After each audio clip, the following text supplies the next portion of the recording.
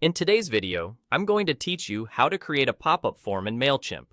A pop-up form is a quick, eye-catching way to collect email signups right from your website. It appears over your page content and invites visitors to subscribe, get updates, or receive an offer. Mailchimp makes this process straightforward, and by the end, you'll have a customized pop-up ready to refine in the editor. Start from your Mailchimp dashboard and look to the left-hand navigation. Click on Forms. This is where Mailchimp organizes tools for building sign-up experiences. Opening this section helps you keep everything related to audience growth in one place, so you don't have to bounce around different menus. In the Forms area, find the button labeled Create Pop-Up Form at the top right. Clicking this starts a new Pop-Up project and takes you into the flow for designing its look and feel.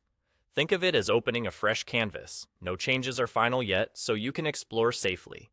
You'll be prompted to choose the type of form, or you can click View All Templates to see everything available.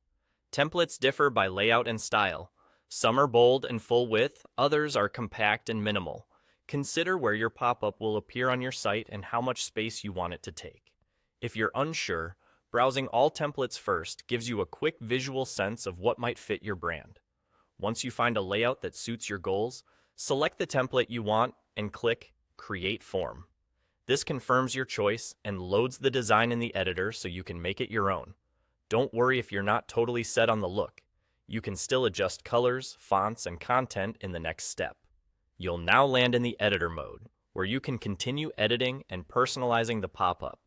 Update the headline to clearly explain the value of joining your list, and refine the subtext so it's short, friendly, and benefit-driven.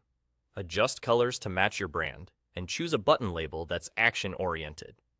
If your template supports images or logos, add them thoughtfully to keep the design clean and readable. Keep the number of form fields minimal. Often just an email address works best for conversions.